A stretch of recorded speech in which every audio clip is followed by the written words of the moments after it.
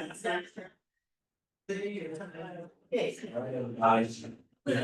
got a great guest speaker today, Maria Cadence.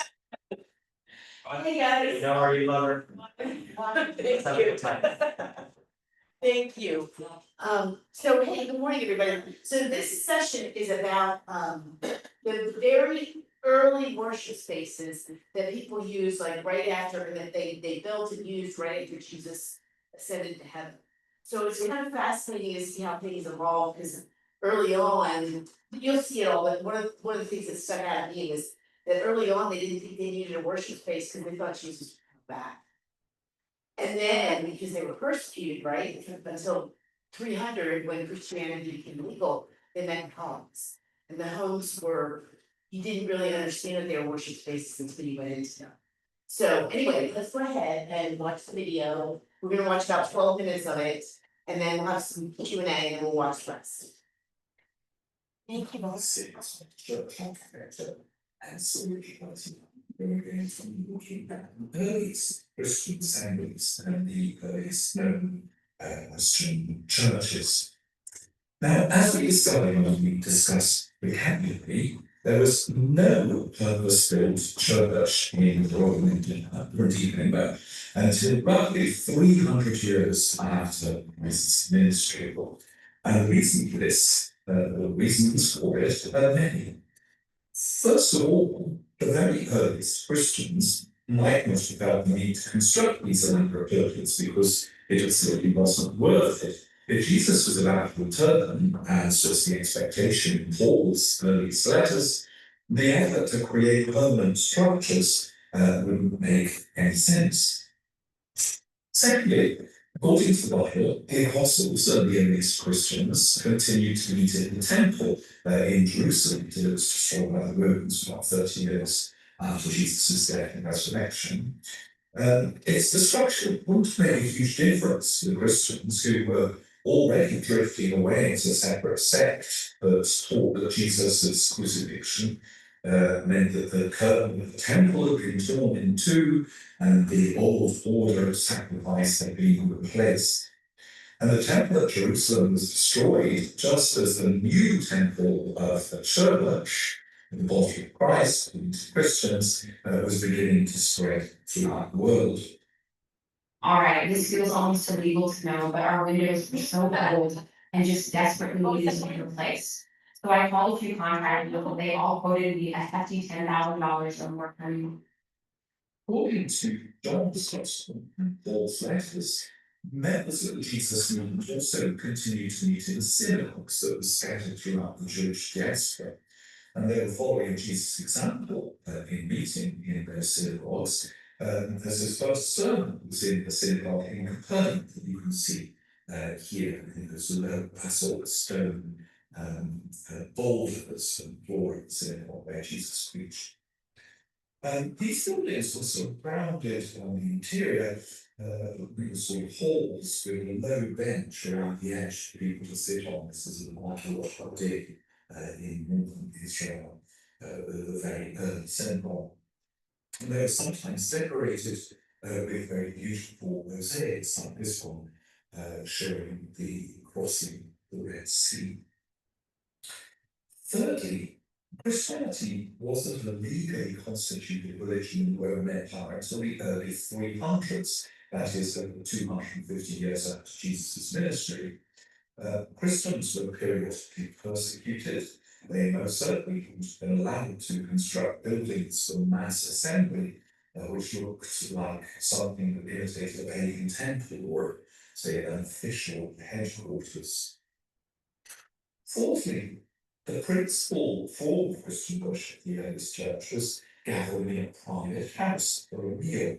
And this means that a community of people took precedence over a material building. The temple of God, in fact, is the community of the faithful disciples of Jesus, not a building. And if material buildings do have any significance, they're important because of the community of people that uses that building. What they do when they come together to celebrate the sacrament of communion and hear the stories about Jesus is far more important than where that assembly takes place. So what do we know about the meeting places of the Jesus movement from the New Testament itself? Groups of believers who came from a wide variety of classes, they met together to worship in private houses. They thought of themselves as the ecclesia, that is a group of people who are called out, according to the Greek, or distinguished from the unbelievers. The marks of an identity of this group were baptism and the celebration of the Eucharist. And they were held together not just through their own stories, but also through social care and hospitality. It seems that they met at a synagogue or in the temple, and then they went on afterwards to private homes for the ceremony of breaking bread. We know this from Acts chapter 2. The groups of people who formed this ecclesia included Gentiles as well as Jews, slaves, the free, male, female, young and old, etc. Now, they weren't just polite dinner parties where good discussions were held and some wine and bread shared and stories of Jesus told, although those were all vital components of dinners. Paul tells us that the church in Corinth was a very sort of vigorous assembly indeed. They spoke in tongues and they prophesied, and social classes seem to have started to assert themselves. And in fact, Paul says that the wealthy would meet and eat before the riffraff Christians arrived. And he calls this an abuse of the common table. You can see here in an extract from Paul's first letter to the Corinthians. He blames them for showing contempt for the Church of God, humiliating those Christians who have nothing. So when you come together to eat, wait for one another. And if you're hungry, eat at home. So when you come together, it won't be for your condemnation. Means that the purpose of these dinners was not necessarily to have a sort of feast. It was actually to commemorate with bread and wine the crucifixion and resurrection of Christ. In 1 Corinthians 16, verse 19, Paul talks about churches of Asia and the church of Aquila and Prisca that met in that particular couple's house. And this theology what came to be called the Domus Ecclesiae, the house church. The owners of houses frequently had their names, inscribed to the stone of the front door of their dwelling. And perhaps that's why we have Prisca and Aquila named as the church of those two people. Guys, if you suffer from neuropathy, stop drinking cola right now. I know it's definitely an exaggeration, but this was. And of course, these churches soon developed leaders, bishops, deacons, elders. There were also the apostles, the prophets, evangelists, pastors, teachers. We hear this in Ephesians chapter 4, and perhaps in time the leaders became more important than the person who owned the house that they met in. One of the reasons that people believe that women began to play less a role in these churches, the domestic space of meeting or a meal became a more formal place of assembly with leaders rather than hosts or hostesses. This is one of the many ways in which architecture of church meeting spaces in general have had a very profound effect on Christian beliefs and practices, not just on the shape of the liturgy either, but as we can see in this example, of the person who's going to lead it, the leader, rather than the hostess person. Acts also speaks of the church in the upper room in Troas, where there were many lamps lit. Here's a little extract from Acts chapter 20. There seems to have been rather a crowd in a very small room, so much so that some people had to stand or sit on window ledges, from which this young man fell and was rescued from his fall by Paul. You can see on the right hand side there what those those houses might have looked like. This is an insula or an apartment block, and the third floor would be just up here in this level here. So you can see a fall from there would be pretty nasty. So the fall of these private meetings became, perhaps as the movement grew, the more important it was to find bigger meeting rooms that were capable of hosting the teaching and meal. Here you can see in Ostia and in Rome, the remains of these instituti, you can see the walls are very thick and multi-storied, so Christians would have been very used to going into these sorts of buildings to have their agape meals. So what do they look like on the inside? What went on there? The Greek was, so here you can see that people ate reclining, there was music played on low tables here, as you can see, where food was placed, and it was often served like this by servants that you can see here on the right. Here's another example of this, with people lying flat. This is a Minoan frieze from much earlier than the Greek pot that we just saw. This is a plan of a typical Roman house. You can see here that there's an entryway at the very bottom coming in from the street. Very often these houses also had workshops or shops inside them here that also opened onto the street. We think that maybe Paul, the tent maker, plied his trade in us like this, but also how the angles and as you go through into the house, you get the impluvium open to the sky here in letter C, where the water would drop down from the roofs that sloped inwards, and the big atrium, which is an open courtyard, there are columns around it, around the peristyle there. And then at the back here, marked G, you can see the triclinium, the dining room. So if this dining room was full, for instance, for an agape meal, people would have flooded out into the more open areas there around the peristyle. Here's the house of the tragic poet in Pompeii, and once again you can see just exactly how these the houses were classically laid out, from the entrance to the right, the shops opening onto the street, and the triclinium dining room there at the back, next to the kitchen. There were also other little dining rooms sometimes, as you can see here, the etc., the summer dining room, or sometimes there will be a smaller dining room for a less grand occasion. Here's the House of Lovers in Pompeii, where you can see that looking down here on the peristyle that surrounds the improving here, little garden in the middle of this, and an upper story here.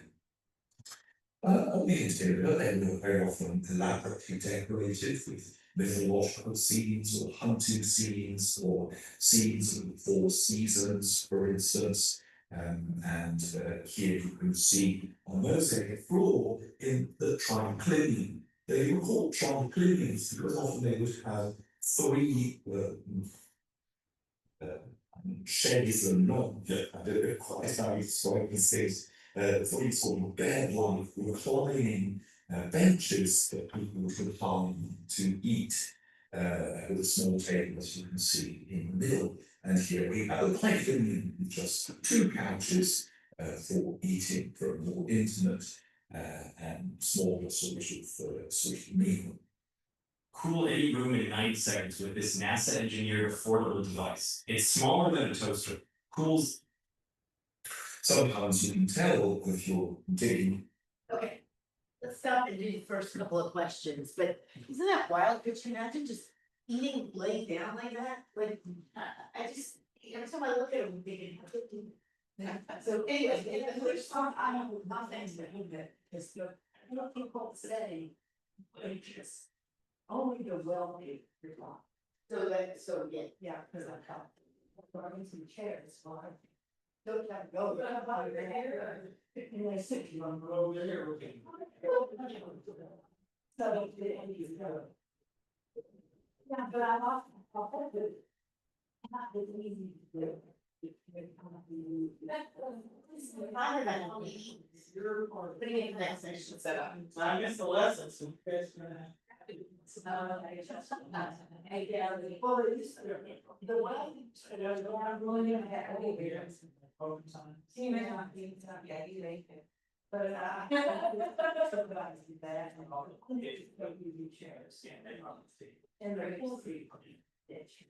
and so she's. But first, you're since it goes off in the question. Well, one of the I feel bad that my bloody left because place that you said. Well, the two questions, first one, and for me, put on our list. What was that one? One reason that there were no early churches, the early meeting structures, physical buildings. Early leaders thought Jesus was coming back saying, so you know, right, the capital campaign, you know, that's awesome. So, do you ever think about the second coming of Christ? How so? Huh, that's light conversation. Oh, yes, question, I know. But it is kind of wild, think about that, right? Like, is he gonna come to the market? That's what the. That makes sense. And for 2,000 years, people. Psychologists, well, you know, I could run from my 19, well, that's, I'm not worried about. He said, I'm really not. That's your second time, that's what I'm saying. That's what I'm saying, you got pictures. Yeah, and then, you know, the lady, I'm sure when the first one happened, when it took a year, 1,000 people. Oh, that's good. You know, I guess when the average life stands 35 years old. Well, The second coming was very a lot. and when you got in childbirth, well, see, that's the reason the people used to live as long as we do now. But when you take a 70-year-old and because so many children die young, that's what made that average work. So people did live longer than 35. Oh, yes, it's just we age passed it out for the people. Yeah. And that's the door. Yeah, That's but it. it's that. But you know, what's interesting about that question with the eternity is like these cathedrals, when they started building in the Middle Ages and stuff, some of those could more than the, you know, 400 years.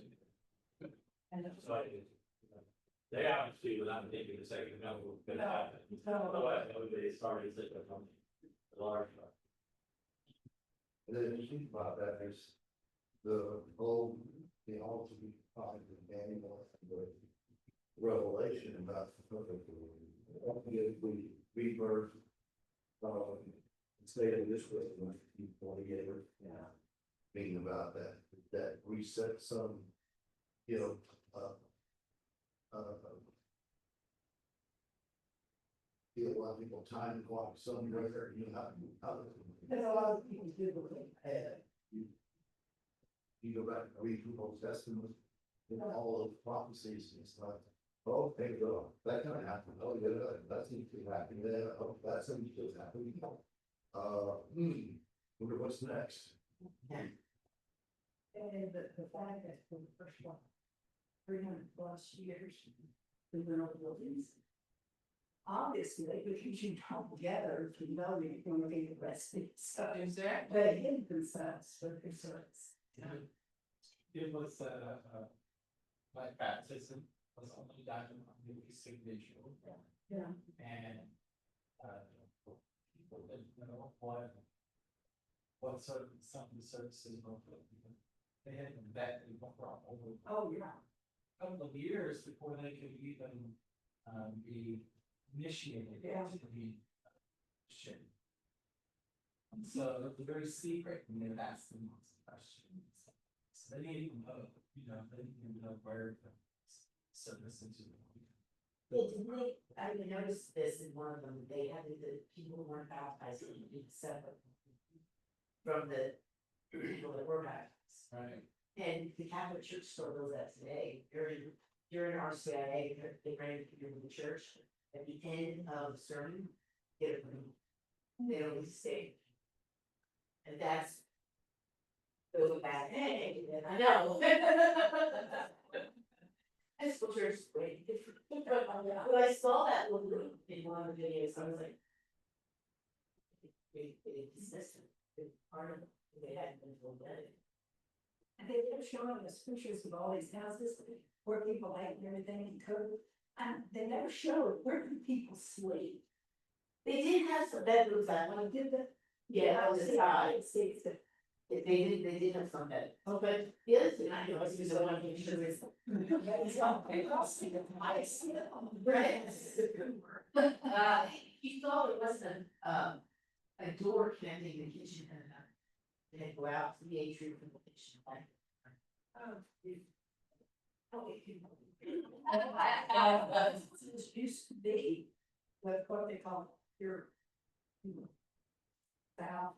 And in Texas, dog allowances, you had the living quarters here. You had the kitchen here, and it was an open space. Because it was the fire in the kitchen, it did not consume. So it was the safety, plus the heat for the kitchen too. But you wanted that in winter. So it's a safety feature too. I'm intrigued by the second question more so, why did how did they get the London meet in the synagogue and temples, how did they pull this up? Well, you have to remember that Jesus was a rabbi, he was a teacher, he was Jewish, all of the early Christians were still Jewish. Yeah.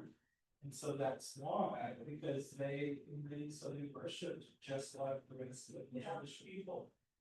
And so what happens, they started butting heads with the different Jewish leaders, the Pharisees, the Sadducees, and so that's when they started not being allowed in the synagogues. Christianity sort of became more and more popular. And more non-Jews. Yeah, so more Gentiles joined the movement, they weren't fit to observe Jewish customs and laws. And those were big, theological arguments involved in Peter. Yeah. Well, see, you have to practice Judaism to be a Christian. Yeah. And that was, you can see that all through the New Testament. Yeah, it was being circumcised. It wasn't even, it took a long time before the word Christian even came out, because they never considered themselves Christians. They followers of Jesus, but they were wholeheartedly Jewish people, just like Jesus celebrated the Sabbath, followed Jewish custom laws. I follow a Jewish controversy. Yeah, I mean, he was just living on. Yeah, people say, Jesus was not a Christian. What? No, he wasn't. He wasn't. Yeah. Yeah. So. I wanna know about this question, Maria. At the end, question 5, bullet point. Sorry. Have you ever fallen asleep or stopped listening during a sermon? What else like you? I'm watching you know this story from Acts, so that like I actually didn't read it because I don't remember ever reading that in Acts, and I fell out of the vision. Wait, what happened? He was listening, Paul was historically did some long sermons, and I once it was sitting on the. Yeah, he was sitting on the window and fell out and died, and then Paul raised him up and came back and finished. There's the answer. So see, it's all. You can work with punctuation. He was definitely a sure he had that. It's hard to fall asleep in the Episcopal service because we have to stand, sit, kneel, stand, sit, kneel. Well, you have that 15 minutes, you said, you gotta go 15 minutes. Sometimes, I can't remember who it was, after one of the services, the last time I preached, but I said that, hasn't been saved somebody came up to me, I was kind of just in the days, and then he said it. I was like, oh, I got the bastard. Why, since you in the ribs, think you would go. Sometimes you're not up there in the fire on the face, you know, measure it outside. It's hard to believe. Yeah, I'll just let you go to sleep, just, I'll start tomorrow. Oh. Well, that's why we go to St. Luke's, right? Because you can have a religious experience during the sermon, even if you're spaced out on the sermon, just looking out and, I was thinking about something else, I told someone who said. I said, I love going back and watching the sermon just to reflect on to see how the presentation went. And I realized that before I even speak, the sermon was a success because of that view behind me. it's especially good when the bird punctuates something, you know, over the years, that someone says in the sermon, that bird comes down right there, you know? Yeah, it's cool. Or the spider. The tarantula, were you there for that? No, I missed the connection. Yeah. What is a long? Yeah, I gave people those chance to run, and, Oh. and you gotta give the servants. Art. Part of it, so I was thanks to this, the servant, because I'll watch you. He said. It's really going on, you turn. There's a big tarantula. It was just Yeah, that's taking like his time, Well, good luck. and we were all like, is it inside or outside? What's gonna, is it bird gonna eat it? And you're just like, I watching David after. Or, Animal World, well, the other one that just transits to watch, what is that who painted it, Sevens? Bob Ross, John Page. It's not as bad, he doesn't trust us. Alright, let's watch the rest, okay. I skipped like 5 No, I minutes. think you did yours, you will serve. Oh, you know, I've been running you quite a bit too. How do you feel, okay?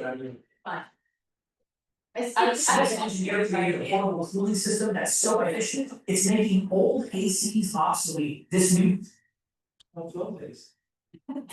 Hello, family, and welcome to the fifth Italy series of questions. Hello, everybody, and welcome to. Rewinding it. Hello, family, and welcome to. We're still on episode 5. Hello, everybody, and welcome to the fifth Italy series. Well, welcome to the fourth in the series on the show.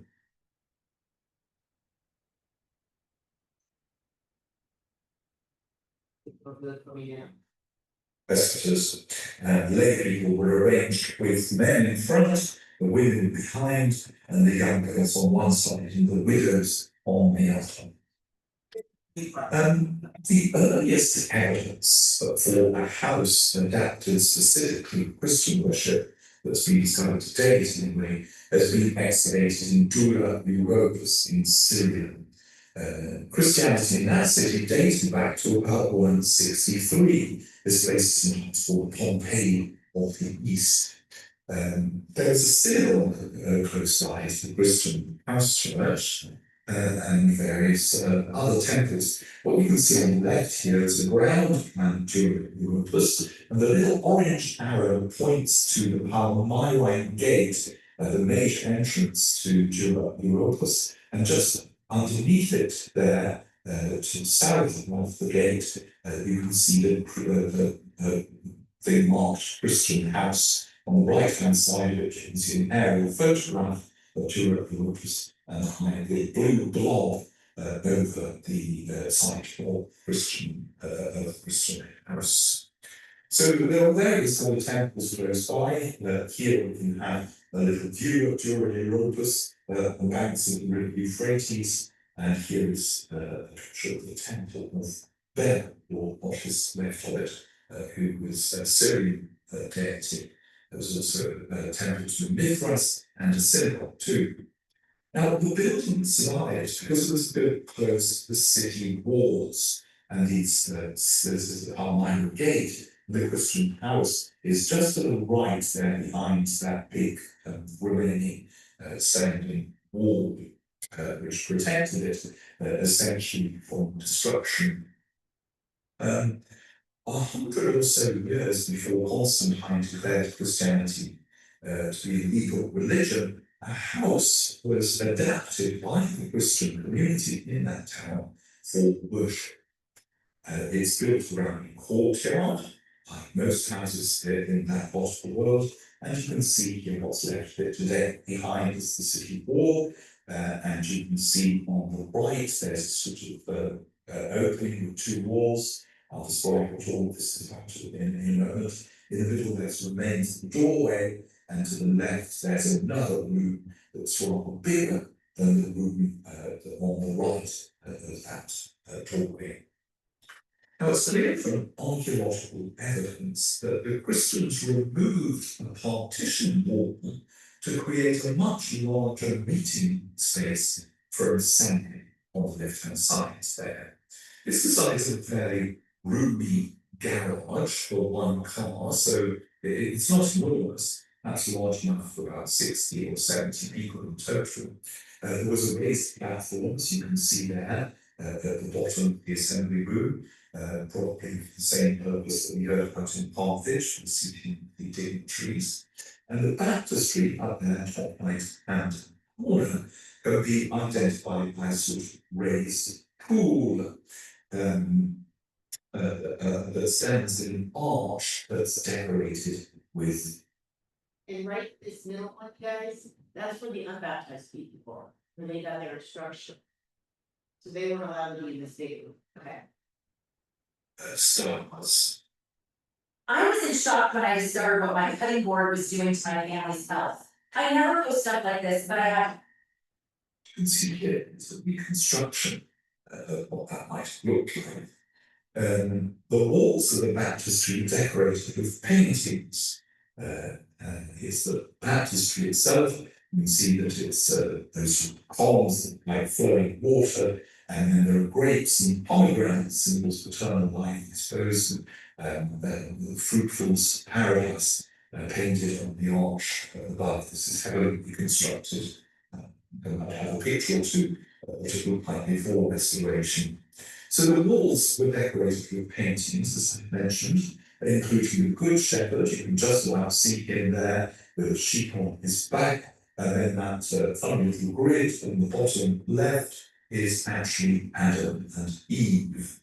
There's also a beautiful wall painting of the women bringing the spices to the tomb. You see the pots in their hand and the torches they're carrying in the night to take the spices to the tomb.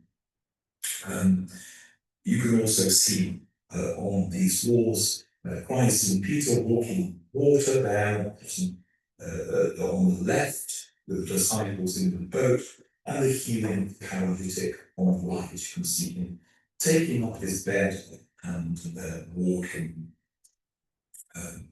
Other paintings include David and Goliath, and what's perhaps some dispute about what's going on in this picture is clearly a woman, and she's clearly got a jar in her hands and something down below in that little circle there.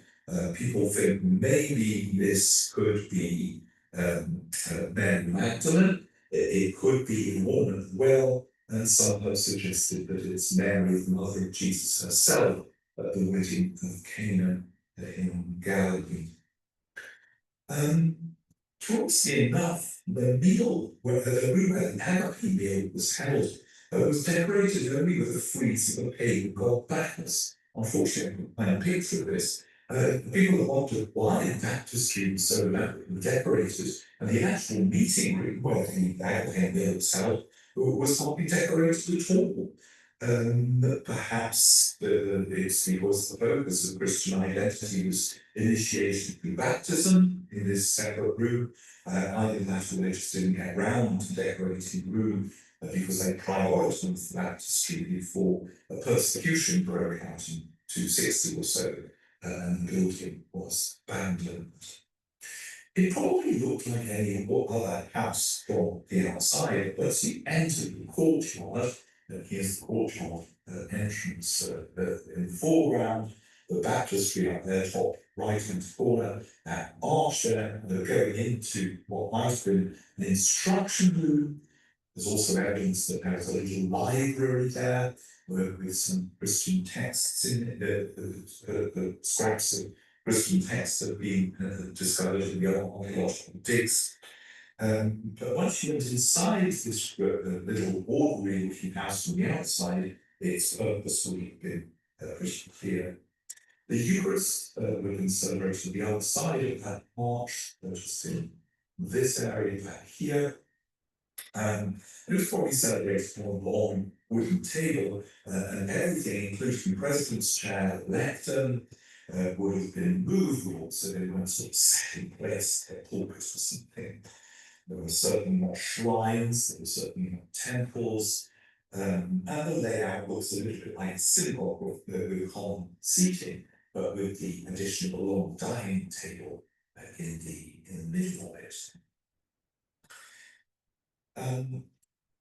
Here you can see in this slide wall paintings from the house church that are displayed today in the Yale University Art Gallery. You recognise them now.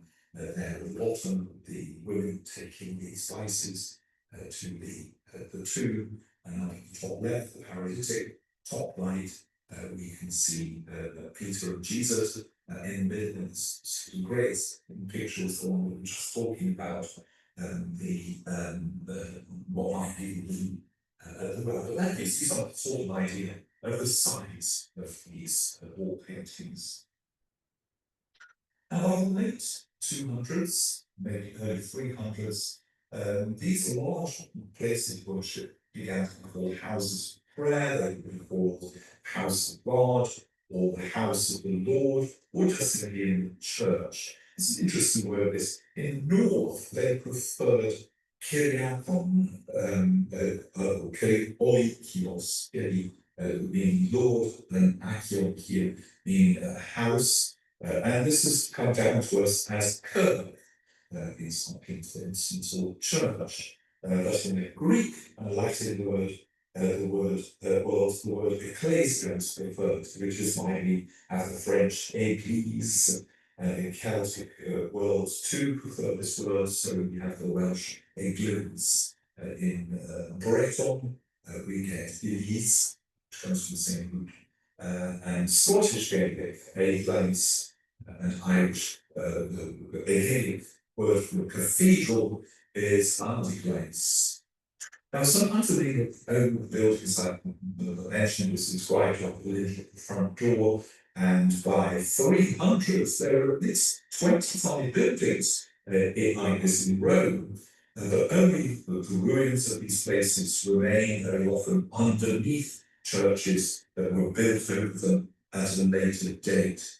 This is the oldest church in Rome, the largest basilica. It dates back to 313, so you can see it's been much modified, much decorated since that particular time. So what we know then is that in the earliest centuries there were very few recognisable church buildings. Christians used whatever was available to them for meeting groups, with an area for a meal provided. And when they began to build purpose-built churches, it wasn't because they thought that God wasn't sufficiently present in those meetings in dining rooms. Believers were already bound together as supported by their beliefs and their sacramental lives. And so when the Christian faith became more visible in a wider community, when it was officially adopted by the emperor, the buildings became more visible, they became more fancy and more public as well. And I'm going to explore that next time when we look at these wonderful Constantinian basilicas of equalization. So just an advertisement for 2 weeks from now, because they talked about how they built in homes and then they started doing purpose-built churches. So in 2 weeks, Nancy's going to talk about purpose-built church and how it's this one. Wow. Yeah, so on the third, we're gonna do kind of a look at the historical and architectural evolution of our congregation and our church. And then on the 10th, Barbara's gonna lead a tour, which many of you have been on, but some of you haven't. Been. It's a fun refresher, and maybe some of this context now, you'll see it through different eyes, so that'll be, the third will be kind of the, August 3rd, right? August 3rd, just kind of an overview of how we came to be where we are today. And then the 10th will be the campus tour. But then is it, did we schedule me? And then it's 24th, we trying to remember.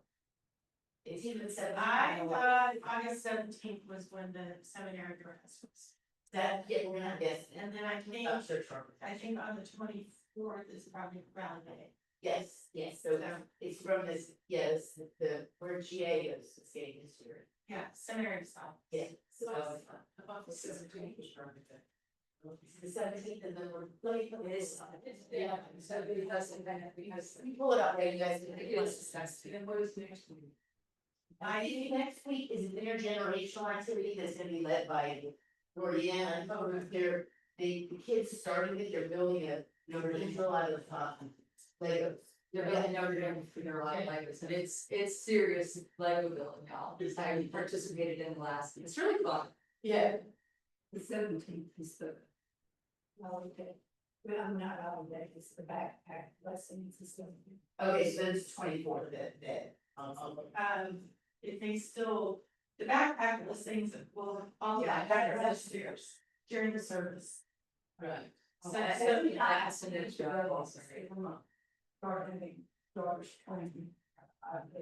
All the office and they'll tell you, Barbara, I did during. It is the 24th where I'm guessing either, so for some reason we're not doing that.